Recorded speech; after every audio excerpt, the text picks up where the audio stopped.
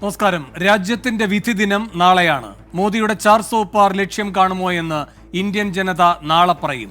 India സഖ്യത്തിന്റെ 295 എന്ന പ്രവചനം ഫലിക്കുമോ എന്നും നാളെ അറിയാം. എല്ലാ എക്സിറ്റ് പോൾ സർവേകളും BJPക്ക് ഏകപക്ഷീയ വിജയം പറയുന്നു. ഒടുവിലത്തെ CSDS ലോക്നീതി സർവേയും അതുതന്നെ അടിവരയിടുന്നു. എന്താകും യഥാർത്ഥ ജനവിധി? ഈ വിഷയമാണ് എൻകൗണ്ടർ ചർച്ച ചെയ്യുന്നത്. തുടർച്ചയോ തുടക്കമോ?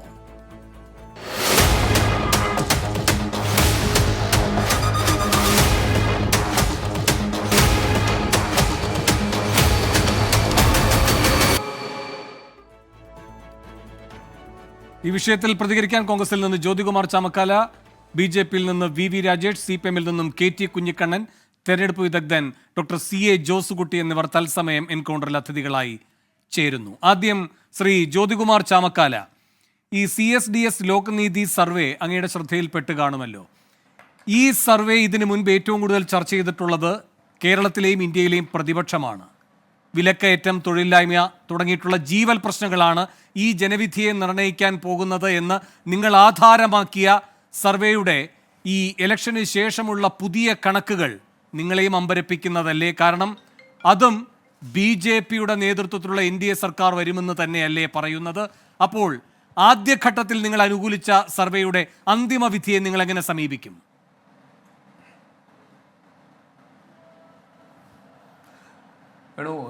ഞാനതിലേക്ക് വരാം. CSDS ലോക്നീതിയുടെ സർവേ റിസൾട്ട് ഞാൻ കണ്ടിരുന്നു. അതിനകത്ത് കൂടുതലും പെർസെൻറ്റേജ് വൈസാണ് പറയുന്നത്. BJPക്കും കോൺഗ്രസിനും പോൾ പെർസെൻറ്റേജ് കഴിഞ്ഞ വർഷത്തേക്കാൾ കൂടുമെന്നാണ് പറയുന്നത്. പക്ഷേ അതുകൊണ്ട് മാത്രം സീറ്റുകളെ സംബന്ധിച്ച് നമുക്ക് വ്യക്തത വരുത്തുക അസാധ്യവുമാണ്. ഇവിടെ നമ്മൾ ഇങ്ങനെ വൈകാരികമായി വോട്ടർമാരെ ഇങ്ങനെ നമ്മൾ മുൾമുനയിൽ നിർത്താം എന്നതിനപ്പുറത്തേക്ക് ഇന്ന് ഒരു രാത്രി ഉറങ്ങി ഉണരുമ്പോഴേക്കും നമ്മുടെ റിസൾട്ട് നമ്മുടെ കൺമുന്നിലെത്തുകയാണ്. ഏതായാലും ഒരു രാത്രിയുടെ വ്യത്യാസത്തിലാണ് നമ്മളിപ്പോൾ ചർച്ച നടക്കുന്നത്. അപ്പോൾ ഞാൻ എന്ത് പറഞ്ഞാലും, വേണു എന്ത് പറഞ്ഞാലും, അല്ലെങ്കിൽ ഈ പാനലിലുള്ള മറ്റു ആളുകൾ എന്ത് പറഞ്ഞാലും അതിനൊക്കെ ഈ ഒരു രാത്രിയുടെ ആയുസ് മാത്രമേ ഉള്ളൂ എന്ന ഉത്തമമായ ബോധ്യത്തിൻ്റെ അടിസ്ഥാനത്തിൽ തന്നെയാണ് ഞാൻ സംസാരിക്കുന്നത്. ഞങ്ങളെ സംബന്ധിച്ച് നോക്കൂ, ഇവിടെ അഭിപ്രായ സർവേകൾ അല്ലെങ്കിൽ എക്സിറ്റ് പോൾ ഫലസൂചികകൾ അത് പലപ്പോഴും ശരിയായിട്ടുണ്ട്, തെറ്റായിട്ടുണ്ട്. ശരിയായ ചരിത്രവുമുണ്ട്, തെറ്റിയ ചരിത്രവുമുണ്ട്. അതൊക്കെ സ്വാഭാവികമാണ്. അപ്പോൾ ഇവിടെ പക്ഷേ ഇവിടുത്തെ പ്രത്യേകത ഒട്ടുമിക്ക ആൾമോസ്റ്റ് എല്ലാ എക്സിറ്റ് പോൾ ഫലസൂചികകളും കാണിക്കുന്നത് BJP വീണ്ടും അധികാരത്തിലേക്ക് വരും എന്നാണ്. കോൺഗ്രസ്സിന് അല്ലെങ്കിൽ ഇന്ത്യ മുന്നണിക്ക് 150-200 ഇടയ്ക്കുള്ള സീറ്റുകളിൽ ലഭിക്കൂ എന്നാണ് കാണിക്കുന്നത്. പക്ഷേ ഞങ്ങളെ സംബന്ധിച്ച് ഞങ്ങളുടെ നേതൃത്വം അത് വളരെ സീരിയസ് ആയിട്ടുള്ള നേതാക്കന്മാർ തന്നെ ഓരോ സംസ്ഥാനത്തു നിന്നുമുള്ള അതിന് നേതൃത്വം നൽകിയ BJP മുന്നണിക്ക്, ഇന്ത്യ മുന്നണിക്ക് നേതൃത്വം നൽകിയ അഥവാ BJP മുന്നണിക്കെതിരായി നേതൃത്വം നൽകിയ ഞങ്ങളുടെ നേതാക്കന്മാർ അത് അവരെല്ലാവരും രാഷ്ട്രീയത്തിലെ ഏറ്റവും സുപ്രധാനമായ പദവികൾ വഹിച്ചിട്ടുള്ളവരാണ്. അവർക്ക് ജനങ്ങളുടെ പൾസറിയാവുന്നവരാണ്. അവരുടെ ഒരു അസസ്മെൻറ്റ്, ആ അസസ്മെൻറ്റാണ് ഇന്ത്യ മുന്നണി മൊത്തത്തിൽ ഞങ്ങൾക്ക് 295 സീറ്റിലേക്ക് ഇന്ത്യ മുന്നണിക്ക് എത്താൻ കഴിയും എന്ന ഒരു കാഴ്ചപ്പാടിലേക്ക്, അഥവാ ഞങ്ങളുടെ ഒരു കൂടിയാലോചനയ്ക്ക് ശേഷം ഞങ്ങൾ മനസ്സിലാക്കിയിട്ടുള്ള ജനങ്ങളിൽ നിന്ന് കിട്ടിയിട്ടുള്ള പൾസിൻ്റെ അടിസ്ഥാനത്തിൽ ഞങ്ങൾ മനസ്സിലാക്കുന്നത് ഞങ്ങൾക്ക് 295 സീറ്റ് ലഭിക്കാനുള്ള സാധ്യതയുണ്ട് എന്നാണ്. പക്ഷേ എക്സിറ്റ് പോളുകളെല്ലാം പറയുന്നത് സ്വാഭാവികമായും 200 താഴെ നിൽക്കുള്ളൂ എന്നും പറയുന്നുണ്ട്. ഏതായാലും ഒരു രാത്രി കൊണ്ട് നമുക്ക് ഫലത്തെ സംബന്ധിച്ചുള്ള വ്യക്തതകൾ വരും. എക്സിറ്റ് പോൾ ഫലങ്ങൾ ശരിയായി വരികയാണെങ്കിൽ ദൗർഭാഗ്യകരമായി പോയി എന്ന് മാത്രമേ നമുക്ക് പറയാൻ കഴിയൂ. അതിനെ സംബന്ധിച്ച് കൂടുതൽ ചർച്ചകൾ അപ്പോൾ ഞാൻ അങ്ങയിലേക്ക് വരാം.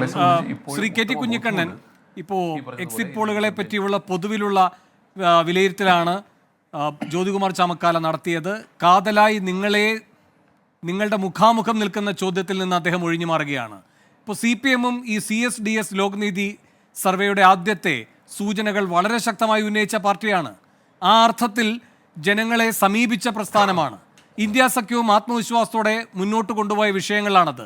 അതേ ഏജൻസിയുടെ പുതിയ കണ്ടെത്തലിനെ പറ്റിയുള്ള നിങ്ങളുടെ അഭിപ്രായം എന്താണ്? അല്ല, ഇവിടെ ജ്യോതികുമാർ പറഞ്ഞതുപോലെ തന്നെ നമ്മളൊരു എക്സാക്റ്റായിട്ടുള്ള വിധി എന്തായിരിക്കുമെന്ന് നാളെ 8-8:15 അറിയാൻ പോവുക. അതിനു മുമ്പ് വേണ്ടത്ര ശാസ്ത്രീയമാണോ, നിക്ഷിപ്തമായ താല്പര്യങ്ങളാൽ നിർണയിക്കപ്പെട്ടതാണോ എന്ന് വ്യക്തതയില്ലാത്ത ഒരുപാട് സ്ഥാപനങ്ങളുടെ എക്സിറ്റ് പോൾ സർവേ. ആ ഗണത്തിലാണോ ശ്രീ KT നിങ്ങൾ CSDSനെ പെടുത്തിയിരിക്കുന്നത്? CFTC ഉൾപ്പെടെയുള്ള സർവേകൾ ശരിയല്ല എന്ന് ഞങ്ങളൊക്കെ പറയുന്നത് എന്തുകൊണ്ടാണെന്ന് വെച്ചാൽ, ഞങ്ങളുടെ പാർട്ടി ലീഡർഷിപ്പ്, മുന്നണി ലീഡർഷിപ്പ് ഗ്രൗണ്ടിൽ നടത്തിയ പ്രവർത്തനങ്ങളുടെ, ബൂത്ത് തലത്തിൽ നടത്തിയ പ്രവർത്തനങ്ങളുടെ അടിസ്ഥാനത്തിൽ SS ചെയ്ത വിവരത്തിൻ്റെ അടിസ്ഥാനത്തിലാണ് മിനിഞ്ഞാന്ന് ഇന്ത്യ മുന്നണി നേതാക്കന്മാർ യോഗം ചേർന്ന് 295 സീറ്റോളം നേടുമെന്നും BJPക്ക് ഗവൺമെൻറ് രൂപീകരിക്കാൻ കഴിയാത്ത സാഹചര്യം രാജ്യത്ത് 18ാം ലോക്സഭയിൽ ഉണ്ടാകുമെന്നും വിലയിരുത്തിയിട്ടുള്ളത്. ഞങ്ങൾ ആ നിലപാടിൽ ഉറച്ചു നിൽക്കുകയാണ്.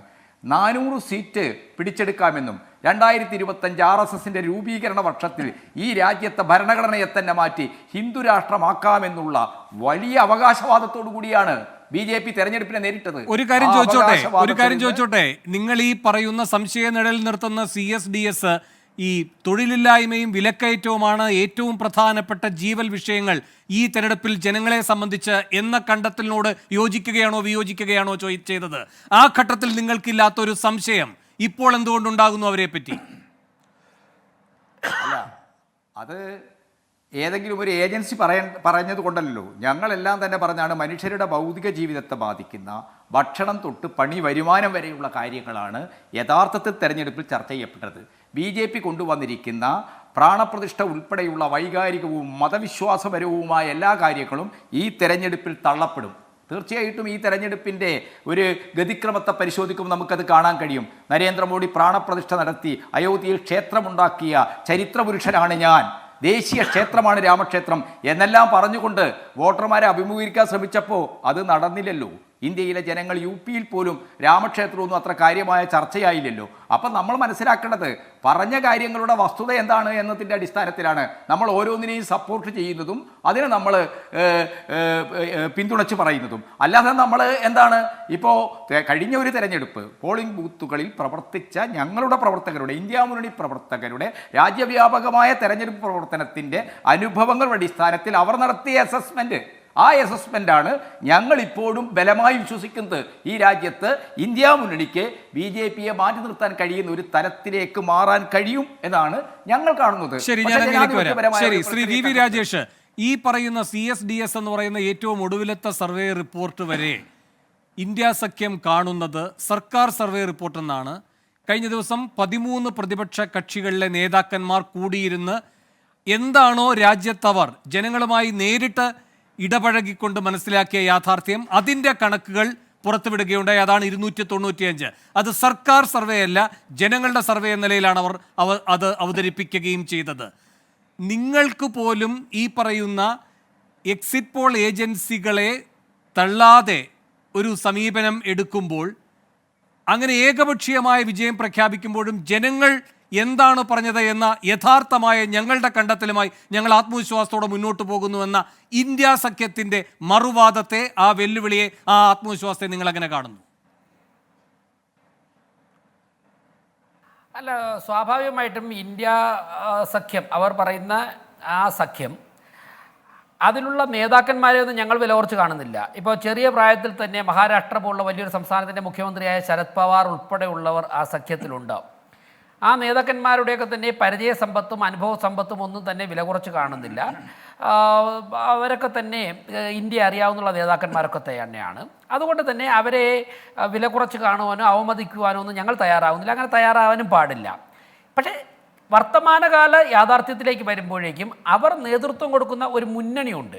ആ മുന്നണിയിൽ ഇന്ത്യൻ രാഷ്ട്രീയത്തിലുള്ള പ്രസക്തിയെക്കുറിച്ച്, ഇന്നത്തെ പ്രസക്തിയെക്കുറിച്ച് ചിന്തിക്കുമ്പോഴാണ് ഞങ്ങൾക്ക് വ്യത്യസ്ത അഭിപ്രായമുള്ളത്.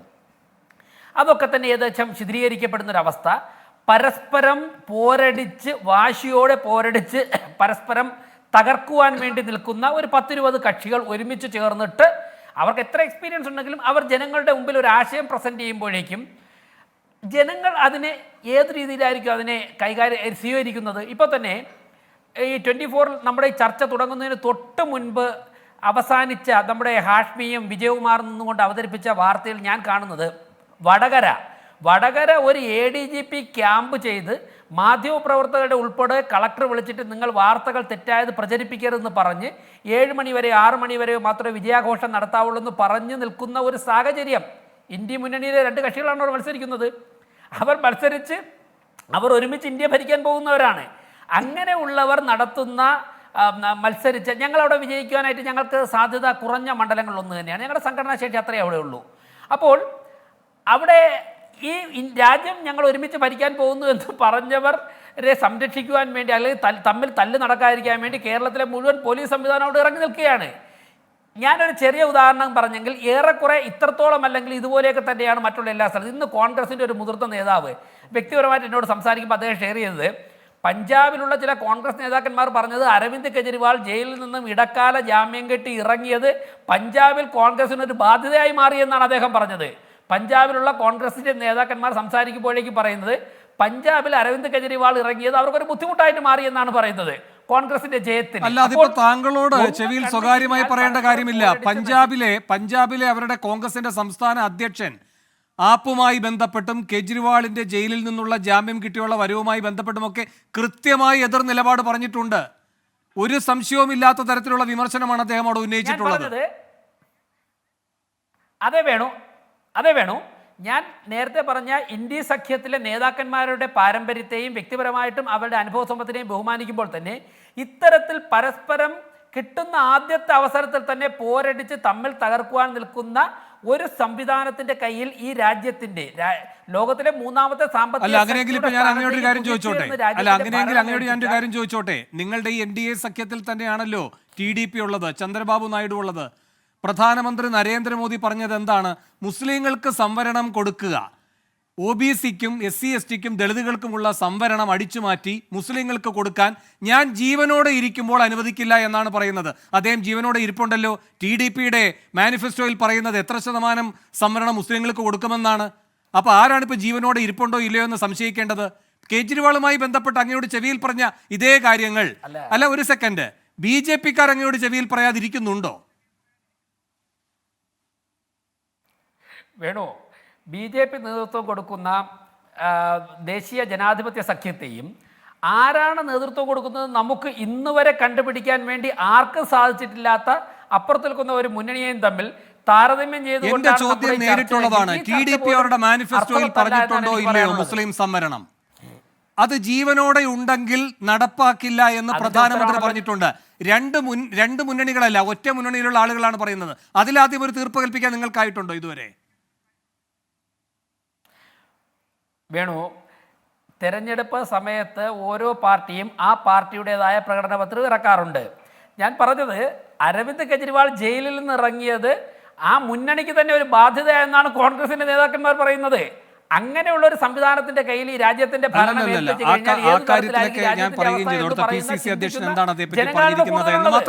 അവിടെ അവർക്ക് സഖ്യമില്ല. ഇനി ഡൽഹിയിൽ സഖ്യമുള്ളപ്പോൾ തന്നെ കേജ്രിവാൾ എന്താണ് പറഞ്ഞത്? ഇത് എല്ലാ കാലത്തേക്കുമുള്ള ഒരു ബന്ധമല്ല എന്നാണ്. അടുത്ത സാഹചര്യം വരുമ്പോൾ അത് അപ്പോൾ ആലോചിക്കാം. പിന്നെ കേന്ദ്രത്തിൽ ഇനി ഇന്ത്യ സഖ്യം അധികാരത്തിൽ വരികയാണെങ്കിൽ അതിൻ്റെ ഭാഗമാകണോ വേണ്ടയോ എന്ന് പിന്നീട് ആലോചിക്കാം. ഇങ്ങനെയൊക്കെയാണ് പറയുന്നത്. അതിൽ ഒരു തരത്തിലുള്ള ഒളിച്ചുകളികളും ഇല്ല. യോജിപ്പും വിയോജിപ്പുമെല്ലാം പറഞ്ഞുകൊണ്ട് തന്നെയാണ് ആ മുന്നണിയിലെ നേതാക്കന്മാരെല്ലാം സഹകരിച്ചുകൊണ്ടിരിക്കുന്നത്. ഒറ്റ ലക്ഷ്യത്തിലാണ് അവരൊക്കെ ഏകാഭിപ്രായക്കാർ. അത് നിങ്ങൾ വേണ്ട എന്ന കാര്യത്തിലാണ്. ഞാൻ അങ്ങയിലേക്ക് വരാം. ശ്രീ തോമസ് കുട്ടി, ഇവിടെ ക്ഷമിക്കണം എന്നോട്, ശ്രീ CA ജോസുകുട്ടി, ഇവിടെ ഈ ആദ്യം അങ്ങ് ഈ തെരഞ്ഞെടുപ്പ് വിദഗ്ധനാണ്, ഈ രംഗത്തെ അഭിപ്രായ സർവേകളുമായി ബന്ധപ്പെട്ട് പ്രവർത്തിച്ചിട്ടുള്ള ആളാണ്. മാത്രവുമല്ല ഇപ്പോൾ കേരള യൂണിവേഴ്സിറ്റിയുടെ ഈ പൊളിറ്റിക്സ് വിഭാഗം എന്നൊക്കെ പറയുന്നത് CSDSുമായി തന്നെ ചേർന്ന് പ്രവർത്തിച്ച അനുഭവ സമ്പത്തുള്ള വിഭാഗവുമാണ്. അങ്ങയ്ക്ക് ഈ CSDSൻ്റെ ഇപ്പോഴത്തെ ഈ വിലയിരുത്തലുകളെ എങ്ങനെയാണ് വിശകലനം ചെയ്യാൻ, അതിനെ എങ്ങനെയാണ് അങ്ങ് സമീപിക്കുന്നത്? പ്രത്യേകിച്ചും സീറ്റിലേക്ക് അവർ പോയിട്ടില്ല, അത്രയും പക്വതയോടെയാണ് അവരിപ്പോൾ ആ വിലയിരുത്തൽ നടത്തിയിരിക്കുന്നത്. ആദ്യഘട്ടത്തിൽ ഇവരുടെ കണ്ടെത്തലുകളെ മുഴുവൻ ഇവിടുത്തെ ഇന്ത്യ സഖ്യം അംഗീകരിച്ച് നാം കണ്ടതാണ്. ഇപ്പോൾ അതിനോട് സുരക്ഷിതമായ അകലം തന്ത്രപൂർവ്വം ഇവർ പാലിക്കുന്നതും കാണാം. എന്താണ് അങ്ങയുടെ വിലയിരുത്തൽ?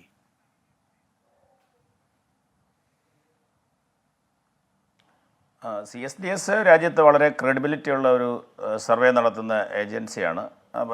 ഞാൻ ഇത്തവണ അവരുമായി ചേർന്ന് ഒന്നും ചെയ്തിട്ടില്ല. എന്നിരുന്നാലും അവർക്ക് വളരെയധികം ക്രെഡിബിലിറ്റി ഉള്ളൊരു ഏജൻസിയാണ്. മിക്കവാറും അവരുടെ പഠനങ്ങളൊക്കെ പ്രധാനപ്പെട്ട ട്രെൻഡുകളെയൊക്കെ മനസ്സിലാക്കുന്നതിലും വിജയിച്ചിട്ടുമുണ്ട്. അപ്പോൾ സ്വാഭാവികമായിട്ടും നമുക്കതിനെ അങ്ങനെ തള്ളിക്കളയുവാൻ കഴിയുമെന്ന് ഞാൻ കരുതുന്നില്ല.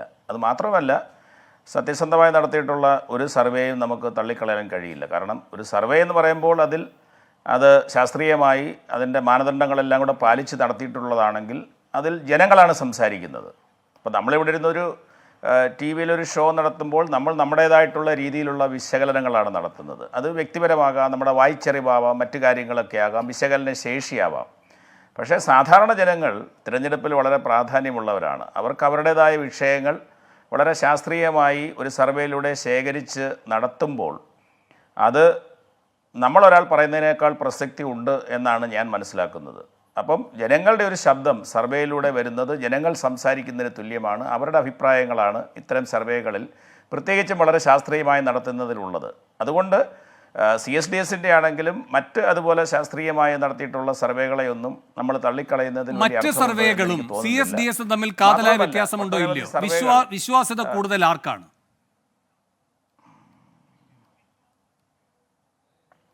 വിശ്വാസ്യത നമ്മുടെ ഇന്ത്യയിലെ പൊതു ചിത്രം എടുത്തു കഴിഞ്ഞാൽ CSDS സർവേകൾക്ക് ഉണ്ട് എന്ന കാര്യത്തിൽ സംശയമില്ല. കാരണം കാലാകാലങ്ങളായി അവർ നടത്തിയ സർവേകൾ ചില വ്യത്യാസങ്ങളൊക്കെ ഉണ്ടായിരുന്നെങ്കിലും ഒരു ജനറൽ ട്രെൻഡിനെ ക്യാപ്ചർ ചെയ്യുന്നതിനും അതിലെ തിരഞ്ഞെടുപ്പിലെ പ്രധാനപ്പെട്ട വിഷയങ്ങളെയൊക്കെ ശരിയായി അവതരിപ്പിക്കുന്നതിലുമൊക്കെ CSDS-ന് കഴിഞ്ഞിട്ടുണ്ടെന്നുള്ള കാര്യം മാത്രമല്ല അതിനോട് ഏറ്റവും നന്നായി സഹകരിച്ച് വന്നിട്ടുള്ള ഒരു വ്യക്തിയാണ് യോഗേന്ദ്ര യാദവ്.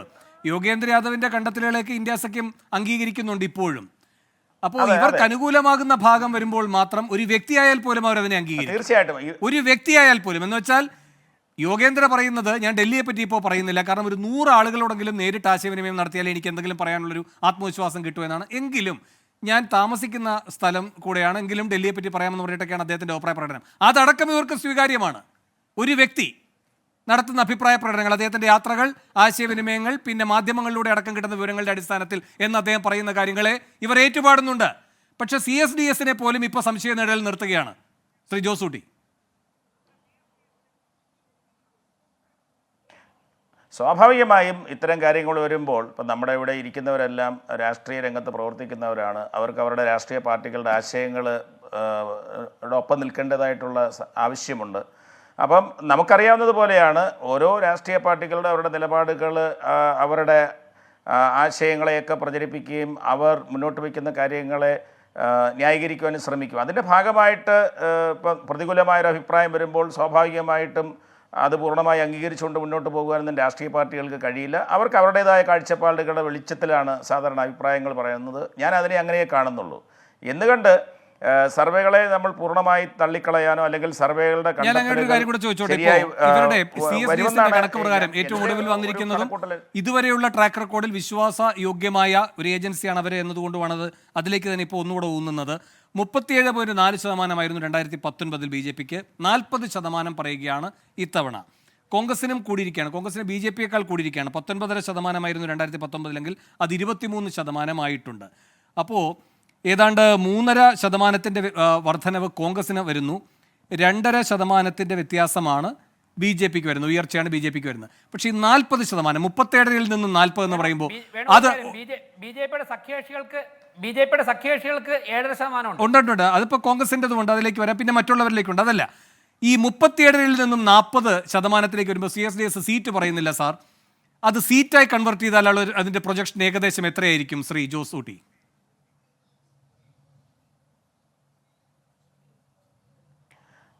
അത് ഇന്ത്യ മൊത്തത്തിലുള്ള ഒരു കണക്ക് പറയുമ്പോൾ ഓരോ പ്രദേശത്തും അത് എപ്രകാരമാണ് ഫങ്ഷൻ ചെയ്യുന്നത്. അപ്പം 40% വോട്ട് കിട്ടുമ്പോൾ ഓരോ സംസ്ഥാനത്തെയും അതിൻ്റെ വ്യത്യാസമനുസരിച്ച് ആ സീറ്റ് ഷെയർ മാറാം.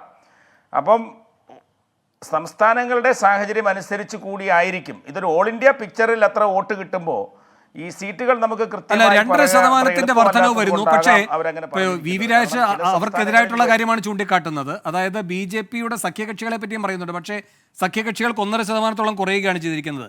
7.5 ആയിരുന്നത് 6 കുറയുകയാണ് ചെയ്തിരിക്കുന്നത്. അതവിടെ നിൽക്കട്ടെ. ഞാൻ ചോദിക്കുന്നത് 303 BJP. അല്ല ശരി, ഒരു സെക്കൻഡ്. ഇപ്പോൾ 37-ൽ നിന്നും 40-ലേക്ക് BJP മാറുമ്പോൾ 303-ൽ നിന്ന് BJPക്ക് എത്ര സീറ്റ് അധികരിക്കാം? 370-ലേക്കൊക്കെ എത്തുമോ അത് മോദി പറയുന്നത് പോലെ?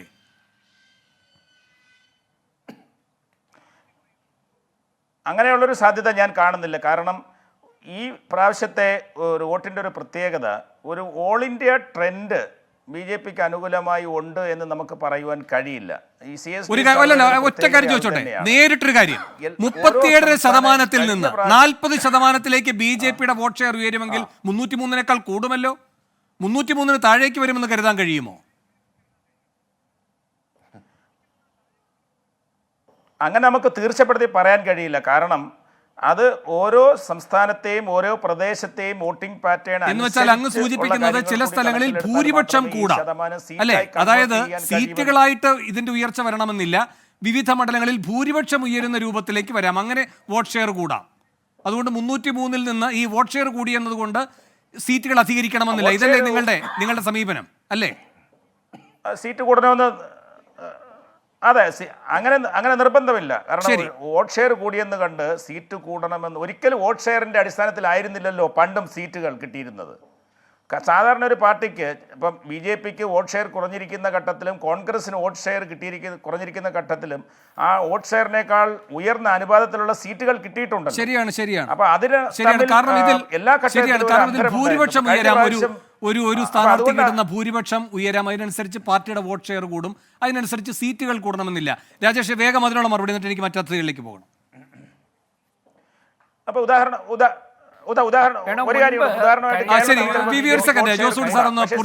നിർബന്ധമില്ലല്ലോ. അതായത് ഇപ്പൊ കേരളത്തിൽ BJPക്ക് ചിലപ്പോൾ വോട്ട് ഷെയർ 1-2% അല്ലെങ്കിൽ കൂടിയെന്നിരിക്കാം, അല്ലെങ്കിൽ തമിഴ്നാട്ടിൽ കൂടിയെന്നിരിക്കാം. അതുകൊണ്ട് സീറ്റ് കൂടണമെന്നില്ല. ശരി കൃത്യമാണ്. വരണമെന്നില്ലല്ലോ. ശരി, അപ്പോ ശ്രീ ജ്യോതികുമാർ ചാമക്കാല, നിങ്ങൾ അങ്ങനെ CSDSനെ ഈ ഒരൊറ്റ പേരിൽ വോട്ട് ഷെയർ BJPക്ക് കൂടിയെന്ന പേരിൽ നിരാകരിക്കേണ്ടതില്ല കേട്ടോ. ഇപ്പോഴും നിങ്ങളുടെ പ്രതീക്ഷയുടെ പക്ഷത്ത് തന്നെയാണ് CSDS നിൽക്കുന്നത്. വി രാജേഷ് വേഗം ഇതിന് മറുപടി. കഴിഞ്ഞ തവണ BJP നല്ല ഭൂരിപക്ഷത്തിൽ ഭരണത്തിൽ വന്നെങ്കിലും എല്ലാവരും പറഞ്ഞത് BJPയുടെ ഞങ്ങളുടെ സഖ്യകക്ഷി ഉൾപ്പെടെയൊക്കെ പറയുമ്പോഴേക്കും വോട്ട് ഷെയറിൻ്റെ കാര്യത്തിലായിരുന്നു. 50% വോട്ടില്ലാത്തവരാണ് ഭരിക്കുന്നതെന്ന്. ഇപ്പോൾ ഘടകകക്ഷി ഉൾപ്പെടെ ആകുമ്പോൾ 46-47% വോട്ടായി കഴിഞ്ഞു ഞങ്ങൾക്ക്. ഒരു കാര്യം ഇപ്പോൾ അമിത്ഷാജി ലാസ്റ്റിൽ പറഞ്ഞല്ലോ, ഞങ്ങൾ 400 എന്ന ആ ഡിജിറ്റിൽ തന്നെ നിൽക്കുന്നു, ഞങ്ങൾ പുറകോട്ട് പോയിട്ടില്ല. അപ്പോൾ സ്വാഭാവികമായിട്ടും ഞങ്ങൾക്ക് കഴിഞ്ഞ തവണത്തേക്കാൾ വളരെ വലിയ മുന്നേറ്റമുണ്ടാകും. അതോടൊപ്പം തന്നെ കേരളം ഉൾപ്പെടെ പാർട്ടിക്ക് ഇതുവരെയും പ്രാതിനിധ്യം ഇല്ലാത്ത സംസ്ഥാനങ്ങൾ ഉൾപ്പെടെ വോട്ട് ഷെയറിൽ വലിയ വർധനവ് വരുന്നു എന്നുള്ളത് BJP ഇതുവരെ സ്വീകരിക്കാതിരുന്ന മേഖലകളിലൊക്കെ തന്നെ BJPക്ക് കടന്നു കയറാൻ സാധിക്കുന്നു എന്നുള്ളതാണ്. അത് കേരളം പോലുള്ള സംസ്ഥാനങ്ങളിൽ ഞങ്ങൾക്ക് വളരെയധികം പ്രതീക്ഷയാണ് നൽകുന്നത്. അപ്പോൾ സീറ്റ് വർദ്ധിക്കുന്നു, കൂടുതൽ ഭൂരിപക്ഷത്തിൽ ഭരണം ലഭിക്കുന്നു, പാർട്ടിയുടെ വോട്ട് ഷെയർ വർദ്ധിക്കുന്നു. ഇത് 5 വർഷം ഈ രാജ്യം ഭരിക്കുവാനുള്ള ഒരു അവസരം എന്നുള്ളതിലുപരി ഇൻ്റർനാഷണൽ ലെവലിൽ 15 വർഷം കൊണ്ട് അല്ലെങ്കിൽ 10 വർഷം പിന്നിടുമ്പോഴേക്കും നരേന്ദ്രമോദിക്ക് ഇന്ത്യയിൽ ജനപിന്തുണ ഏറുന്നു എന്ന് പറയുമ്പോൾ നരേന്ദ്രമോദിയും ഇന്ത്യയും ഇൻ്റർനാഷണൽ വേദികളിൽ നാളെ പ്രസൻറ്റ് ചെയ്യുന്ന കാര്യങ്ങൾക്കുള്ള വെയിറ്റേജ് കൂടുകയാണ്. ആ വെയിറ്റേജ് നമ്മുടെ രാജ്യത്തിനും ഈ രാജ്യത്ത് ജീവിക്കുന്ന ഓരോ ജനങ്ങൾക്ക്, ഓരോ വ്യക്തിക്കും, ഓരോ പൗരനും, വിദേശത്ത് കഴിയുന്ന ഇന്ത്യക്കാരായ മറ്റു വിഷയങ്ങളിലേക്ക് പോകണ്ട. ശരി, എന്തായാലും ഈ വോട്ട് ഷെയർ ഉയർന്നത് കൊണ്ട് തന്നെ സീറ്റുകൾ കൂടണമെന്നില്ല. ഞാൻ വീണ്ടും ജ്യോതിയിലേക്ക് വരാണ്. ജ്യോതി, ഇപ്പോൾ നിങ്ങൾ ഈ പറഞ്ഞ ഇന്ത്യ സഖ്യം 295 സീറ്റ് എന്ന് പറയുന്നു. അതിലിപ്പോൾ അഖിലേഷും തേജസ്വിയും ഒക്കെ പറഞ്ഞ കണക്കുകളിലേക്ക് വരാം. അതിനു മുമ്പ് നിങ്ങളുടെ പവാറും ഒക്കെ പറഞ്ഞ കണക്കുകളിലേക്ക് വരാം. അതിനു മുമ്പ് നിങ്ങൾ പറഞ്ഞ 2 സംസ്ഥാനങ്ങളുമായി ബന്ധപ്പെട്ട കണക്ക്, കർണാടകവും തെലങ്കാനയും അല്ലേ? കർണാടക നിങ്ങൾ പറഞ്ഞത് 15 സീറ്റാണ് കഴിഞ്ഞ ദിവസത്തെ ഇന്ത്യ സഖ്യത്തിൻ്റെ യോഗത്തിൽ പറഞ്ഞത്. അവിടെ 15 ഏറ്റവും കുറഞ്ഞത് കിട്ടാം, തെലങ്കാന 10 അല്ലേ? ഇങ്ങനെയാണ് നിങ്ങളുടെ കണക്കുകൂട്ടൽ. പക്ഷേ കർണാടകയിൽ നിന്ന് മറ്റ് എക്സിറ്റ് പോൾ ഏജൻസികൾ പറയുന്ന ഒരു കാര്യമെന്ന് പറയുന്നത് അവിടെ BJPക്ക് ഒരു ക്ഷീണവും സംഭവിക്കില്ല എന്ന് മാത്രമല്ല മുന്നേറ്റം ഉണ്ടാകാനും സാധ്യതയുണ്ടെന്നാണ്. അതിന് പ്രധാന ഘടകമായി പറയുന്നത് ഈ വിജയേന്ദ്രയെ അവിടുത്തെ BJP അധ്യക്ഷനാക്കുക വഴി ലിംഗായത്ത് വിഭാഗത്തിൻ്റെ ഈ പറയുന്ന എതിർപ്പുകളൊക്കെ പരിഹരിക്കാനും ധാരണയാകാനും ഒക്കെ കഴിഞ്ഞു. അങ്ങനെ ലിംഗായത്തുകൾ പിണങ്ങി നിന്നവരുടെ വോട്ട് തിരിച്ച് BJPക്ക് തന്നെ കിട്ടുന്നു. ഈ JDSനെ കൊണ്ടുവന്നത് വഴി ഒക്കലിക വിഭാഗത്തിൻ്റെ അധിക വോട്ടുകളും കൂടി കിട്ടുന്നു. ഇപ്പോൾ JDSുമായി ധാരണയൊന്നും ഇല്ലാതെ തന്നെ DKക്ക് ഒക്കലിക വിഭാഗത്തെ സ്വാധീനിക്കാൻ കഴിഞ്ഞല്ലോ. അങ്ങനെയെങ്കിൽ JDSനെ നേരിട്ട് ഘടകകക്ഷിയാക്കുക വഴി ഒരു വ്യത്യാസവും ഉണ്ടാകില്ല എന്ന് കരുതാൻ കഴിയില്ല. അപ്പോൾ ഇങ്ങനെയാണ് എക്സിറ്റ് പോളുകൾ കർണാടകയുമായി ബന്ധപ്പെട്ട് പറയുന്നത്. കൂടാതെ പ്രജ്വൽ രേവണ്ണയൊന്നും ഏറ്റിട്ടേ ഇല്ല എന്നും പറയുന്നു. ഹാസനിൽ അയാൾ ജയിക്കുമെന്നുമൊക്കെ പറയുന്നു. ഇത് കർണാടക.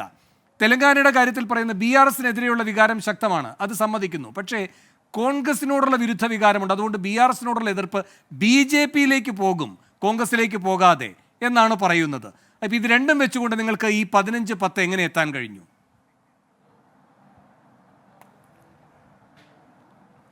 വേണം ഞാൻ അതിലേക്ക് വരാം. അതിനു മുമ്പ് താങ്കൾ ചോദിച്ച ഒരു എഞ്ചിനീയറിംഗ് ബാക്ക്ഗ്രൗണ്ട് ഉള്ള ഒരാളെന്ന നിലയിൽ താങ്കൾ ചോദിച്ച ഒരു ചോദ്യത്തിന് മറുപടി പറയട്ടെ. താങ്കൾ പറയുന്നത് വോട്ട് ഷെയർ കൂടിയാൽ അഥവാ പെർസെൻറ്റേജ് കൂടിയാൽ സീറ്റ് കൂടുമോ എന്നുള്ളതാണ്. ഞാനൊരു കണക്ക് നിരത്തി തന്നെ താങ്കളെ ബോധ്യപ്പെടുത്താം. അല്ല, അപ്പോൾ കഴിഞ്ഞ തെരഞ്ഞെടുപ്പിൽ ഞാനതിൽ മാത്രം വ്യക്തത വരുത്തുകയും ചെയ്തു കേട്ടോ, 19 അങ്ങനെ ഉണ്ടാവണമെന്നില്ല എന്ന്. സീറ്റ് അങ്ങേക്ക് തുടരാം. 22, 23. അല്ല ഞാനൊന്ന് ക്ലാരിറ്റി എത്തിക്കോട്ടെ. ഞാനിപ്പോൾ ഒന്ന് നോക്കുകയായിരുന്നു 2014 റിസൾട്ട് ഞാൻ എടുത്ത് നോക്കുകയായിരുന്നു. ഞാൻ താങ്കളുടെ ഒന്ന് വ്യക്തവരുത്താം. ഞങ്ങൾക്ക് അന്നുണ്ടായിരുന്നത് പിന്നെ 19.31% ആണ്. ഞങ്ങൾക്ക് 44 സീറ്റായിരുന്നു ഉണ്ടായിരുന്നത്. അവിടെ ഞാനൊരു വ്യത്യാസം ബോധ്യപ്പെടുത്താൻ വേണ്ടി മാത്രം നോക്കൂ. അവിടെ പിന്നെ AIADMKക്ക് 3.27% വോട്ടാണ് ലഭിച്ചത്. പക്ഷേ അവർക്ക് 37 സീറ്റ് കിട്ടിയിട്ടുണ്ട്. സമാജ്വാദി പാർട്ടിക്ക് 3.37% വോട്ട് കിട്ടിയിട്ടുണ്ട്. പക്ഷേ അവർക്ക് 5 സീറ്റേ ഉള്ളൂ. പിന്നെ തൃണമൂൽ കോൺഗ്രസ്സിന് 3.84% വോട്ടേ ഉള്ളൂ. പക്ഷേ 34 സീറ്റ് കിട്ടിയിട്ടുണ്ട്. അപ്പോൾ 3-നും 4-നും ഇടയ്ക്ക് പെർസെൻറ്റേജ് ഓഫ് വോട്ട്സ് കിട്ടിയവർക്ക് 5 സീറ്റ് കിട്ടിയവരുണ്ട്, 9 സീറ്റ് കിട്ടിയവരുണ്ട്, 34 സീറ്റ് കിട്ടിയവരുണ്ട്, 37 സീറ്റ് കിട്ടിയവരുണ്ട് എന്ന് പറയുമ്പോൾ ആ വോട്ട് ഷെയർ, കാരണം എന്തുകൊണ്ടാണ് ആ റീജിയണൽ പാർട്ടീസ് മത്സരിക്കുന്നത് ആ സ്റ്റേറ്റിൽ മാത്രമാണ്, അവിടെ അവിടെ നിന്ന് കിട്ടുന്ന പിന്നെ സീറ്റ് കൂടുതലാണ്. അപ്പോൾ പല ഫാക്ടേഴ്സ് വെച്ചുകൊണ്ടാണ് ഞാൻ പറഞ്ഞു വന്നത്. പെർസെൻറ്റേജ് ഓഫ് വോട്ടും നമ്പർ ഓഫ് സീറ്റ്സും തമ്മിൽ നമുക്ക് താരതമ്യപ്പെടുത്തുക അപ്രായോഗികമാണ് എന്നാണ് ഞാൻ പറയാൻ ഉദ്ദേശിച്ചത്. അത് കഴിഞ്ഞ റിസൾട്ടിൽ തന്നെ ബോധ്യമാണ്. ഞങ്ങൾക്ക് 19%, 20% തോട്ടുള്ളപ്പോഴും ഞങ്ങൾക്ക് 42 ഈ ക്ലാരിറ്റി ആദ്യം സംസാരിക്കുമ്പോൾ ഇല്ലായിരുന്നു കേട്ടോ ജ്യോതിക്ക്. ഞാനത് കുറ്റം പറഞ്ഞല്ല, CSDSന്റെ കണ്ടെത്തലിനെ നിരാകരിക്കാനുള്ള വ്യഗ്രതയായിരുന്നു കണ്ടത്. അല്ല താങ്കൾ അത് ഇൻ ടേംസ് ഓഫ് സീറ്റ് സംസാരിച്ചിട്ടേ ഇല്ല. ആദ്യത്തെ ഘട്ടത്തിൽ നമ്മൾ തമ്മിൽ ഇൻ ടേംസ് ഓഫ് സീറ്റ്സ് നമ്മൾ സംസാരിച്ചിട്ടേ ഇല്ല. നമ്മൾ പെർസെൻറ്റേജ് വൈസ് മാത്രമേ സംസാരിച്ചിട്ടുള്ളൂ. അപ്പോഴും അവിടെ താങ്കൾ മനസ്സിലാക്കണം, അവിടെ കോൺഗ്രസിനും ഞാൻ പറഞ്ഞിരുന്നല്ലോ, കോൺഗ്രസിനും BJPക്കും സീറ്റ് വർദ്ധിക്കുന്നുണ്ടെന്ന് നമ്മൾ പറയുകയും ചെയ്തിരുന്നു. അപ്പോൾ ഞാൻ പറഞ്ഞത് താങ്കൾ അത് സീറ്റിലേക്ക് കൺവേർട്ട് ചെയ്യുന്നതിന് കറസ്പോണ്ടിങ് ആയി, അതായത് പെർസെൻറ്റേജ് ഓഫ് വോട്ട് കൂടുന്നതിന് കറസ്പോണ്ടിങ് ആയി സീറ്റ് വർദ്ധിക്കുമോ എന്നുള്ളത് ചോദ്യത്തിന് ഉത്തരമാണ് ഞാൻ ഇപ്പോൾ പറഞ്ഞത്. ശരി, ഇവിടെ പിന്നെ നമ്മുടെ BJPയുടെ പ്രതിനിധി ശ്രീ രാജേഷ് പറഞ്ഞത് ഇന്ത്യ മുന്നണിയിലെ തർക്കത്തെ സംബന്ധിച്ചൊക്കെയാണ്. അദ്ദേഹം പറയുന്നു പിന്നെ കേജ്രിവാൾ പുറത്തു വന്നതിനെ പഞ്ചാബിലെ കോൺഗ്രസ് നേതൃത്വം എതിർത്തിട്ടുണ്ട്. സ്വാഭാവികമാണ്, കാരണം അവിടെ കോൺഗ്രസും പിന്നെ ആപ്പും തമ്മിലാണ് മത്സരം നടക്കുന്നത്. അങ്ങനെ വരുമ്പോൾ കോൺഗ്രസിൻ്റെ സ്ഥാനാർത്ഥികളെ പരാജയപ്പെടുത്തുന്ന രീതിയിലാണ് അവിടെ ആപ്പിൻ്റെ പ്രവർത്തനം ഉണ്ടാകുക. അവിടെ അങ്ങനെ തന്നെ വരും.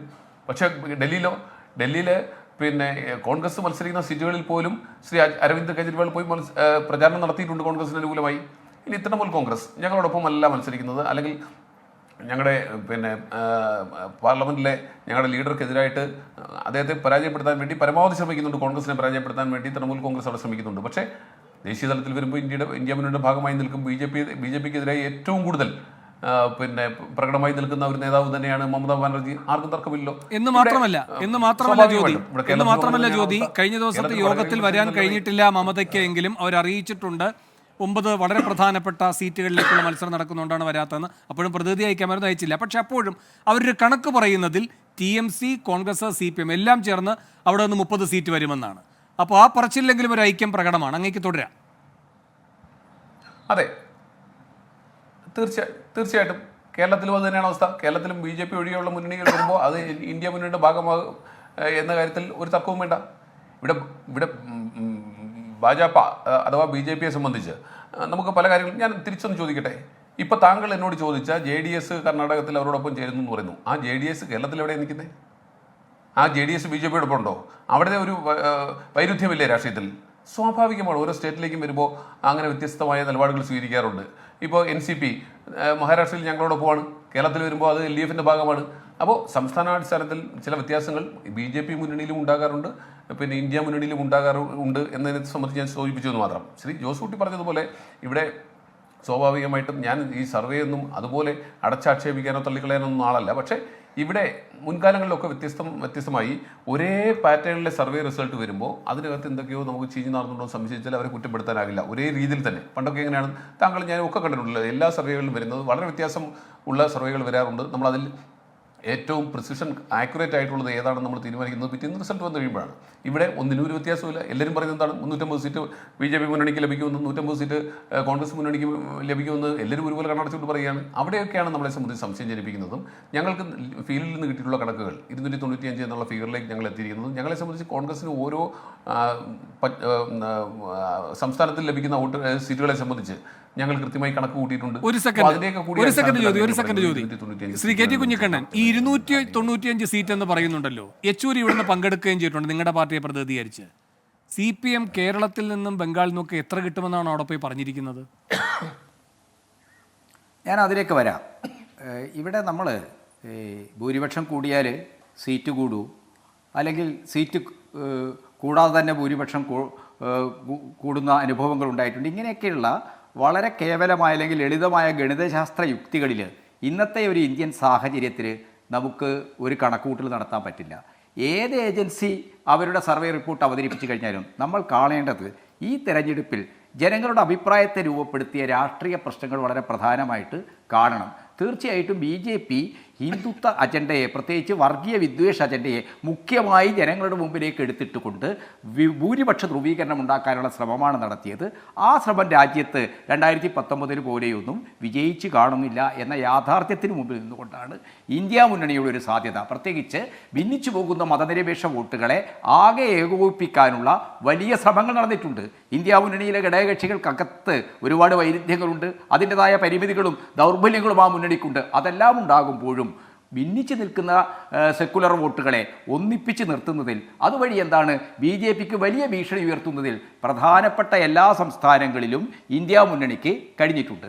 ഇപ്പോൾ 13 പാർട്ടികളുടെ നേതാക്കൾ ഡൽഹിയിൽ കൂടി അവർ തെരഞ്ഞെടുപ്പിൻ്റെ ഫലങ്ങളെ സംബന്ധിച്ച ചർച്ചയിൽ തീർച്ചയായിട്ടും എന്താണ് ഗ്രൗണ്ടിൽ നിന്ന് കിട്ടിയ ഒരു വിവരം എന്താണ്? 295 അതിൽ കേരളത്തിന്റെ അല്ലല്ല ഒരു സെക്കൻഡ്, അതിൽ ഈ 13-1 CPM കേരളത്തിൽ നിന്ന് പറഞ്ഞിരിക്കുന്നത് എത്രയായിരിക്കും? അല്ല, അത് ആ റിപ്പോർട്ട് തന്നെ ചൂണ്ടിക്കാണിച്ചൊരു കാര്യമുണ്ട്. പഞ്ചാബ്, കേരളം പോലുള്ള സംസ്ഥാനങ്ങളിൽ ആര് ജയിച്ചാലും എന്താണ് BJPയെ പുറന്തള്ളാനുള്ള ഇന്ത്യ മുന്നണിക്കുള്ള പിന്തുണയാണത്. ആര് ജയിച്ചാലും നിങ്ങൾ അവിടെ കൊടുത്തിരിക്കുന്ന കണക്ക് 20 ജയിച്ചാൽ. അല്ല ഒരു സെക്കൻഡ്, യെച്ചൂരിയും ഖാർഗെയും ചേർന്നിരുന്നുകൊണ്ട് കേരളത്തെ ഒറ്റ യൂണിറ്റായി കണ്ട് 20 എന്ന് കണക്കൂട്ടിയിരിക്കുകയാണോ? അതെ, അത് കോൺഗ്രസ് ജയിച്ചാലും CPM ജയിച്ചാലും, CPM 10 ജയിച്ചാലും കോൺഗ്രസ് 10 ജയിച്ചാലും ഈ 20 MP-മാരും ചെയ്യുന്നത് എന്താണ്? BJPയെ പുറന്തള്ളാനുള്ള ഒരു രാഷ്ട്രീയ മുന്നണിയുടെ ഭാഗമാകുകയാണത്. അപ്പോൾ പഞ്ചാബിലെയും കേരളത്തിലെയും ഒക്കെ തന്നെ ഫലങ്ങൾ കോൺഗ്രസിന് അനുകൂലമായാലും ഇടതുപക്ഷത്തിന് അനുകൂലമായാലും അത് രണ്ടും എന്താണ്? BJPയെ പുറന്തള്ളുന്നതാണ്. ഇപ്പോൾ 2004 അനുഭവങ്ങളൊക്കെ നമ്മുടെ മുമ്പിലുണ്ടല്ലോ. ഇപ്പോൾ ചരിത്രം എപ്പോഴും നമുക്ക് എന്താണ്? വലിയൊരു പാഠമാണ്, അനുഭവമാണ്. ചരിത്രം നമ്മുടെ ഏറ്റവും പ്രധാനപ്പെട്ട അനുഭവ പാഠമാണ്. ഇപ്പോൾ കേരളത്തിൽ നിന്ന് ഇടതുപക്ഷം ജയിച്ചു പോയാലും കോൺഗ്രസ് ജയിച്ചു പോയാലും BJPയെ പുറന്തള്ളാനുള്ള ഒരു കൈയാണത്, ഒരു കൈപൊക്കലാണത്. അത് നമ്മൾ മനസ്സിലാക്കണം. അതുകൊണ്ട് തന്നെ ഇടതുപക്ഷ ജനാധിപത്യ മുന്നണിയെ സംബന്ധിച്ചിടത്തോളം എന്താണ്? ഈ തെരഞ്ഞെടുപ്പിൽ അതിൻ്റെ ശക്തി, പാർലമെൻറ്റിൽ അതിൻ്റെ സാന്നിധ്യം, അത് മുന്നോട്ട് വെക്കുന്ന രാഷ്ട്രീയ ദിശാബോധത്തെ മുന്നോട്ട് കൊണ്ടുപോകുന്നതിനാവശ്യമായിട്ടുള്ള അതിൻ്റെ ഭൗതികമായ ഒരു ശക്തി ഉറപ്പുവരുത്തുക എന്നുള്ളത് പ്രധാനമാണ്. ശ്രീ നമുക്ക് ചില രാഷ്ട്രീയ യാഥാർത്ഥ്യങ്ങളോട് കണ്ടടയ്ക്കാൻ കഴിയില്ലല്ലോ. കോൺഗ്രസ്സുകാർ പറയുന്നത് കർണാടകത്തിൽ നിന്ന് 15, തെലങ്കാനയിൽ നിന്ന് 10. ഞാനത് ജ്യോതിയോട് ചോദിക്കുന്നുണ്ടായിരുന്നു. അവിടെ എക്സിറ്റ് പോളുകൾ നൽകിയിരിക്കുന്ന രാഷ്ട്രീയ സൂചനകൾ, എക്സിറ്റ് പോള് എത്ര സീറ്റ് പറയുന്നു എന്നുള്ളത് വിടാം, പക്ഷേ ഈ പറഞ്ഞ രാഷ്ട്രീയ നീക്കങ്ങളുണ്ടല്ലോ BJP നടത്തിയത്, അതുപോലെ തന്നെ തെലങ്കാനയിലെ സാഹചര്യവും BRSനോട് കടുത്ത വിയോജിപ്പുണ്ട്. അങ്ങേക്കറിയുന്നത് പോലെ അതേ എതിർവികാരം കോൺഗ്രസിനോടുമുണ്ട് അല്ലേ? അത് ആ സംസ്ഥാനത്തിന്റെ രൂപീകരണ ഘട്ടം മുതലൊരു വഞ്ചനയുടെ കഥ എന്ന രൂപത്തിലാണ് കോൺഗ്രസിന് മേൽ ഉണ്ടായിരുന്നത്. ആ കോൺഗ്രസ് വിരോധം തന്നെയാണ് BRSന്റെ ശക്തിയായത്. കോൺഗ്രസിനോടുള്ള വിരോധം തുടരുക തന്നെ ഇതിന്റെ ഭാഗമായിട്ടാണ് BJP അടുത്ത ശക്തിയായി വന്നത്. അപ്പോൾ ഈ ഘട്ടത്തിൽ വരുന്ന രാഷ്ട്രീയ സൂചന തെലങ്കാനയിൽ നിന്ന് 10, കർണാടകയിൽ നിന്ന് 15 കോൺഗ്രസിന്, ഇന്ത്യ സഖ്യത്തിന് കിട്ടുന്ന വിധത്തിലാണോ? കിട്ടുന്ന വിധത്തിലാണെന്ന് അവിടെ ഗ്രൗണ്ടിൽ പ്രവർത്തിച്ച ഇന്ത്യ മുന്നണിയുടെ കക്ഷികളുടെ നേതാക്കന്മാരുടെ അനുഭവങ്ങളുടെ അടിസ്ഥാനത്തിൽ അവർക്ക് കിട്ടിയ വിലയിരുത്തലിൻ്റെ അടിസ്ഥാനത്തിലാണ് അവർ റിപ്പോർട്ട് നൽകിയിരിക്കുന്നത്. ആ റിപ്പോർട്ടിനെ അവിശ്വസിക്കേണ്ട ആവശ്യം ഇന്ത്യ മുന്നണിക്ക് ഇപ്പോൾ തൽക്കാലം ഇല്ല. നാളെ എക്സാക്റ്റ് ഫലം വരുമ്പോൾ നമുക്ക് ഈ കാര്യങ്ങളൊക്കെ പരിശോധിക്കാം എന്നുള്ളതാണ് എനിക്ക് ഈ കാര്യത്തിൽ പറയാനുള്ളത്. ശരി, ഡോക്ടർ CA ജോസൂട്ടി, ഇവിടെ ഇപ്പോൾ KT പറയുന്നു അവിടുത്തെ നേതാക്കന്മാർ വന്ന് പറയുകയല്ലേ, അതുകൊണ്ട് അത് വിശ്വസിക്കുകയല്ലേ വേണ്ടത് എന്ന്. പാർട്ടികൾക്കും പിഴവ് പറ്റിയിട്ടുണ്ട്, ഈ എക്സിറ്റ് പോൾ നടത്തുന്ന ഏജൻസികൾക്ക് മാത്രമല്ല. ആ ഒരു മാർജിൻ ഓഫ് എറർ കൊടുക്കുന്നേയില്ല ഈ ഒരു നിലപാട് സ്വീകരിക്കുമ്പോൾ. പിന്നെ കൂടാതെ ഈ കർണാടകയുമായി ബന്ധപ്പെട്ടും തെലങ്കാനയുമായി ബന്ധപ്പെട്ടും വിവിധ എക്സിറ്റ് പോൾ ഏജൻസികൾ പറഞ്ഞ അവിടുത്തെ രാഷ്ട്രീയ നീക്കങ്ങൾ, അത് BJPക്ക് നൽകാൻ പോകുന്ന ഗുണഫലം, അത് അങ്ങേക്ക് സ്വീകാര്യമായൊരു നിരീക്ഷണമായി വിലയിരുത്തലായി തോന്നുന്നുണ്ടോ?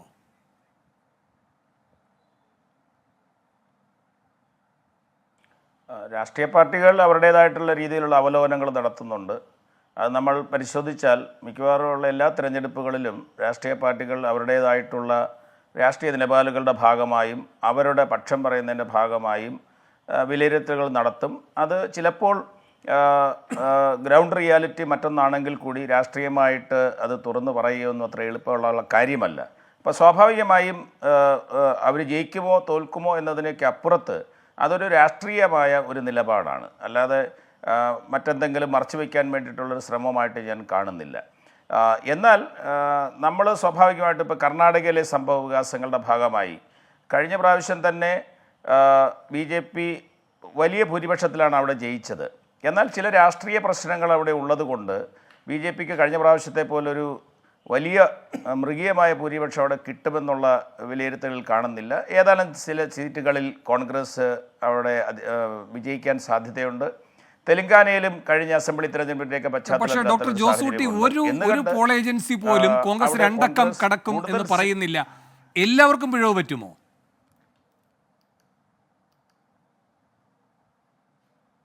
അങ്ങനെ പറ്റുവാനുള്ള സാധ്യത കുറവാണെന്നാണ് തിരഞ്ഞെടുപ്പുകൾ നടത്തുന്ന സർവേകൾ നടത്തിയിട്ടുള്ള ഒരാളെന്നുള്ള രീതിയിൽ എനിക്ക് പറയുവാൻ കഴിയുന്നത്. കാരണം ഈ എക്സിറ്റ് പോളുകളെല്ലാം ഒരു പൊതു ട്രെൻഡ് പറയുന്നത് BJPക്കുള്ളൊരു മുൻതൂക്കമാണ്. അപ്പം അങ്ങനെ സംഭവിക്കാൻ സാധ്യതയുണ്ട് എന്നാണ് ഞാൻ കരുതുന്നത്. കാരണം എല്ലാവർക്കും ഒരുപോലെ പിഴവ് പറ്റുക സാധ്യമല്ല. മാത്രവുമല്ല ഭൂരിപക്ഷ എക്സിറ്റ് പോൾ സർവേകളും യാഥാർത്ഥ്യത്തോട് അടുത്ത് നിൽക്കുന്ന ചിത്രമാണ് തന്നിട്ടുള്ളത്. പോയിട്ടുണ്ട്. എന്നിരുന്നാലും നമ്മൾ മൊത്തത്തിലൊരു കണക്കെടുത്തു കഴിഞ്ഞാൽ കർണാടകയിലെ BJPക്ക് മുൻതൂക്കം വരുവാനാണ് സാധ്യത ഈ എക്സിറ്റ് പോളുകളുടെ അടിസ്ഥാനത്തിലും അവിടുത്തെ രാഷ്ട്രീയ സാഹചര്യം വെച്ചും എന്നാണ് എനിക്ക് തോന്നുന്നത്. പക്ഷേ ഈ പറയുന്ന ഹാസനിലെ സംഭവം അതിനുശേഷം അതുപോലെ തന്നെ തെലങ്കാനയിലും ഒക്കെ വലിയ തിരിച്ചടി ഉണ്ടാകുമെന്നല്ലേ സ്വാഭാവികമായും എല്ലാവരും കരുതുക?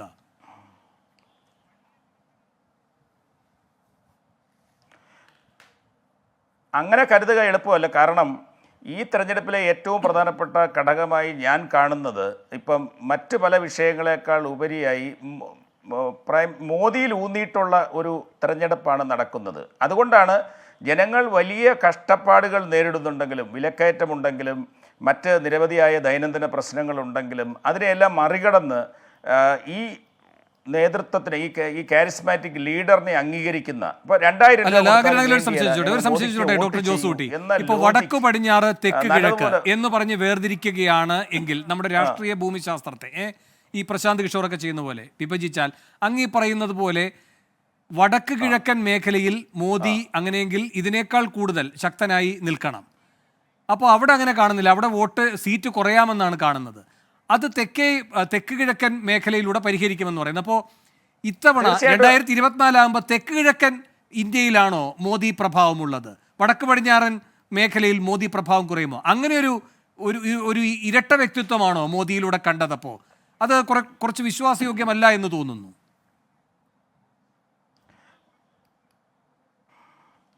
അങ്ങനെയല്ല, എനിക്ക് തോന്നുന്നത് നോർത്ത് ഇന്ത്യയിൽ മോദി പ്രഭാവം ഇപ്പോഴുമുണ്ട്. പക്ഷേ അത് കഴിഞ്ഞ തവണത്തെ പോലെ അത്ര ശക്തമല്ല എന്നുള്ളതാണ് പല എക്സിറ്റ് പോളുകളിലും അതിനു മുമ്പ് നടന്ന പോളുകളിലും കാണുന്നത്. കാരണം ആദ്യ റൗണ്ട് ഇലക്ഷൻ കഴിഞ്ഞതിന് ശേഷം മോദി പ്രഭാവത്തിന് മങ്ങലേൽക്കുന്നതായി നമ്മൾ കാണുന്നുണ്ട്. പക്ഷേ അതിനെ മറികടക്കുന്ന മറ്റൊരു വ്യക്തിപ്രഭാവമോ ഒരു പ്രതിപക്ഷ രാഷ്ട്രീയമോ കടന്നു വന്നതായും നമ്മൾക്ക് കാണുവാൻ കഴിയുന്നില്ല. അതേസമയം നമ്മൾ ഈ പറയുന്ന തെക്കൻ ഇന്ത്യയിൽ മോദി പ്രഭാവം ഉണ്ടോ എന്ന് ചോദിച്ചാൽ അങ്ങനെ മറ്റുള്ളവരെ മറികടക്കാൻ കഴിയുന്ന ഒരു മോദി പ്രഭാവം ഇല്ല. ചില സംസ്ഥാനങ്ങളിലുണ്ട്. ഇപ്പോൾ കർണാടകയിൽ വർക്ക് ചെയ്യുന്ന പൊളിറ്റിക്സ് എന്ന് എനിക്ക് തോന്നുന്നത് കഴിഞ്ഞ ലോക്സഭാ തെരഞ്ഞെടുപ്പിലും ഈ ലോക്സഭാ തെരഞ്ഞെടുപ്പിലും മോദി പ്രഭാവത്തിന് അവിടെ ഒരു വോട്ടുണ്ട്.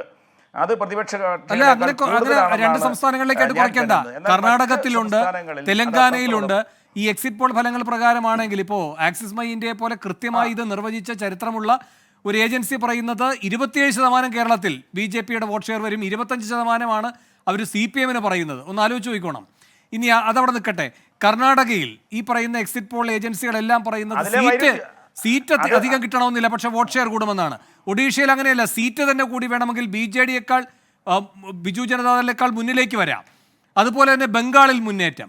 അപ്പോൾ ഇങ്ങനെ ഈ പറയുന്ന ആന്ധ്രയിൽ മുന്നേറ്റം എന്ന് പറയുമ്പോൾ കിഴക്ക് ഒഡീസ, അതുപോലെ തന്നെ ബംഗാൾ, ഈ തെക്ക് ഈ പറയുന്ന കേരളം, തമിഴ്നാട്, ആന്ധ്ര, തെലങ്കാന, കർണാടക, ഇങ്ങനെയാണ് ഈ മോദി പ്രഭാവം നിൽക്കുന്നതായി പറയുന്നത്. അത് അങ്ങനെ സർവേയിൽ വന്നിട്ടുണ്ടെങ്കിലും അത് പൂർണ്ണമായി ഞാൻ അംഗീകരിക്കുന്നില്ല. കാരണം കേരളത്തിൻ്റെ ഒരു ചിത്രത്തിൽ 27% BJP കിട്ടുന്നു എന്ന് പറയുന്ന സർവേക്ക് എന്തോ കുഴപ്പമുണ്ടെന്ന് തന്നെയാണ് ഞാൻ വിശ്വസിക്കുന്നത്. അതുപോലെ ഒറീസയിലാണെങ്കിലും പശ്ചിമ ബംഗാളിലാണെങ്കിലും കർണാടകയിലാണെങ്കിലും ഈ ഒരു വലിയ പ്രഭാവം ഇല്ലാത്തത് കൊണ്ടാണ് BJPക്ക് ഒരു അപ്പർ ഹാൻഡ് വരാൻ സാധ്യതയുള്ളത്. കർണാടകയിലും സീറ്റുകളുടെ എണ്ണത്തിൽ ഒരു പക്ഷേ തെലങ്കാനയിലും വന്നാലും അതൊരു സൗത്ത് ഇന്ത്യൻ ഫിനോമിനായി നമുക്ക് പറയില്ല. ആന്ധ്രയിൽ തെലുങ്ക് ദേശത്തോടൊപ്പം ചെന്ന് കുറച്ച് സീറ്റുകൾ കിട്ടാം, പക്ഷേ അതൊരു മോദി പ്രഭാവത്തിൻ്റെ ഭാഗമാണെന്ന് നമുക്ക് പറയാൻ പറ്റില്ല. അതാണ് ഞാൻ സൂചിപ്പിച്ചത്. എല്ലാ സർവേകളും ഒരുപോലെ അങ്ങനെ പറയുന്നില്ല. പല സർവേകളും കേരളത്തിൽ BJPയുടെ വോട്ട് ശതമാനം 20-ന് മുകളിൽ പോകുന്നില്ല എന്ന് പറയുന്നുണ്ടല്ലോ. അപ്പം അങ്ങനെയുള്ള സർവേകളുമുണ്ട്. അപ്പം ഇതെല്ലാം ഒരു പൊതു ട്രെൻഡിനെ കാണിക്കുന്നുവെങ്കിലും അവർ പറയുന്ന ശതമാനക്കണക്ക് പ്രകാരം കാര്യങ്ങൾ നടക്കും എന്ന് നമുക്ക് അപ്പോൾ ഈ തെക്ക് കിഴക്കൻ ഇന്ത്യയിൽ ഇപ്പോൾ മോദി പ്രഭാവമുണ്ട്, വടക്ക് പടിഞ്ഞാറൻ ഇന്ത്യയിൽ ആ പ്രഭാവം ഒന്ന് കുറയുന്നു. പക്ഷെ അപ്പോഴും നിൽക്കുന്നുണ്ട്. മോദിക്ക് പകരം മറ്റൊരാളില്ല എന്നതുകൊണ്ട് കുറേയൊക്കെ സീറ്റ് കുറയുമെങ്കിലും ആ പ്രഭാവം അങ്ങനെയാണ് നിൽക്കുന്നു. ഇങ്ങനെ ഒരു വിലയിരുത്തൽ ഈ എക്സിറ്റ് പോൾ ഫലങ്ങളെ നിങ്ങൾ അതിൻ്റെ സീറ്റുകളുടെ അടിസ്ഥാനത്തിൽ അംഗീകരിക്കുമ്പോൾ ഇങ്ങനെ ഒരു വിലയിരുത്തലും കൂടെ അതിൻ്റെ ഭാഗമായി വരുന്നുണ്ട്. വെറുതെ അങ്ങ് സീറ്റ് കൂടുകയല്ല തെക്ക് കിഴക്കൻ ഇന്ത്യയിൽ.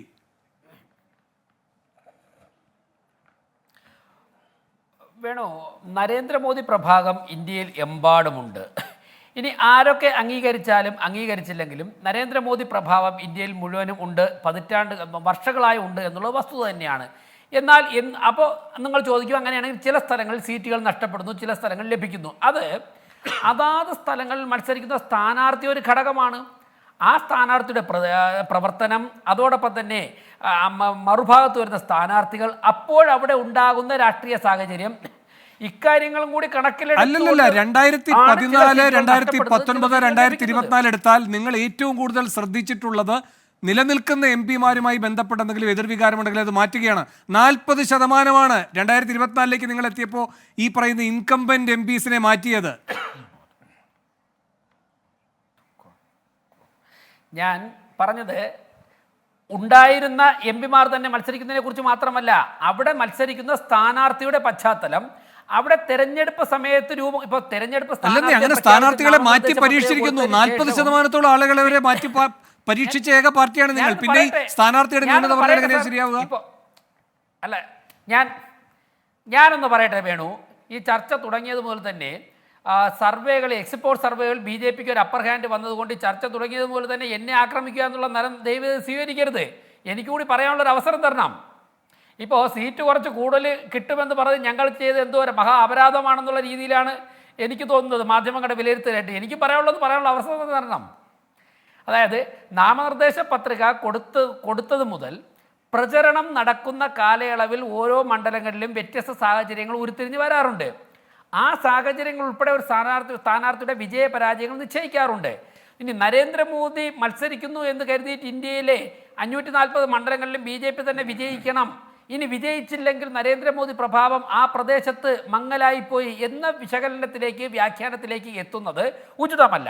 മറ്റൊന്ന്, നരേന്ദ്രമോദി അത്ര പ്രഭാവമൊന്നുമില്ല, പക്ഷേ പകരം ഒരാളില്ലാത്തത് കൊണ്ടാണ് അവിടെ BJP വിജയിക്കുന്നത് എന്നെങ്ങനെ പറയാൻ സാധിക്കും? ഇപ്പോൾ നരേന്ദ്രമോദി പ്രചരണം നടത്തിയപ്പോഴും അവിടെ ആ ഭാഗത്തുണ്ടായിരുന്നല്ലോ അരവിന്ദ് കെജ്രിവാൾ, അവരല്ലേ ഡൽഹിയിൽ ഭരണത്തിൽ വന്നത്. അപ്പോൾ ഒരു പിടി നേതാക്കന്മാർ, ഞാൻ നേരത്തെ പറഞ്ഞ ശരത് പവാർ എന്താ മോശക്കാരനാ? സോണിയാഗാന്ധി എന്താ മോശക്കാരിയായിട്ടുള്ള നേതാവാ? അപ്പോൾ ഒരു പിടി നേതാക്കന്മാർ മറുഭാഗത്തുണ്ട്. പക്ഷേ നരേന്ദ്രമോദി നടത്തുന്ന ഭരണം സാധാരണക്കാരായ ജനങ്ങളുടെ നിത്യജീവിതത്തെ സ്പർശിക്കുന്നു.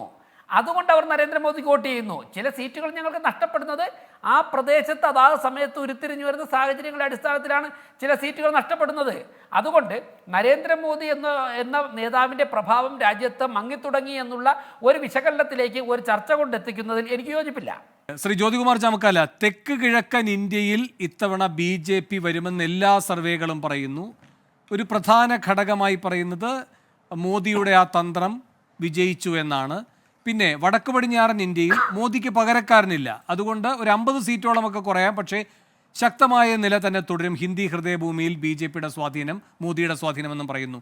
അതിനോടുള്ള അങ്ങയുടെ മറുപടി? വേണു, ഇവിടെ മറ്റു കാര്യങ്ങൾ ഇവിടെ പിന്നെ നമ്മുടെ രാജേഷ് പറഞ്ഞു, നരേന്ദ്രമോദിയുടെ പ്രഭാവം രാജ്യത്തുടനീളമുണ്ട്. പക്ഷേ എവിടെയെങ്കിലുമൊക്കെ തോറ്റാൽ അത് അവിടുത്തെ സ്ഥാനാർത്ഥിയുടെ മികവില്ലായ്മ, എതിർ സ്ഥാനാർത്ഥിയുടെ മിടുക്ക്, മറ്റ് രാഷ്ട്രീയ കാര്യങ്ങളെന്നാണ്. അപ്പോൾ നല്ലത് വന്നാൽ അത് മോദിയുടേതും അല്ലാത്തതെല്ലാം മറ്റുള്ളവരുടേതും എന്നാണ് അദ്ദേഹം പറഞ്ഞു വയ്ക്കുന്നത്. അത് തന്നെയാണ് അവരുടെ പ്രശ്നവും. ഏതായാലും അത് വരട്ടെ, നാളെ നമുക്കറിയാം. അതിനപ്പുറത്തേക്ക് നമ്മുടെ പ്രശ്നം എന്താണ്?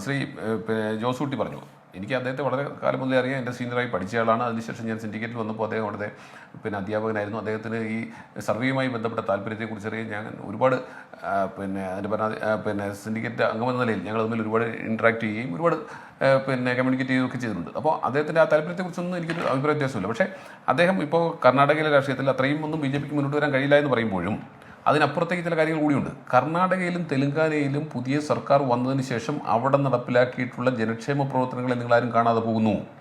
കർണാടകയിൽ ഉൾപ്പെടെ അവിടെ വൈദ്യുതി ഫ്രീ ആക്കിയത്, വൈദ്യുതി ചാർജ് വലിയ കാര്യങ്ങളാണ് ചെയ്തത്. പക്ഷേ ഈ ഏജൻസികൾ പറയുകയാണ് ജ്യോതി അതൊന്നും ഏറ്റിട്ടില്ല എന്ന്.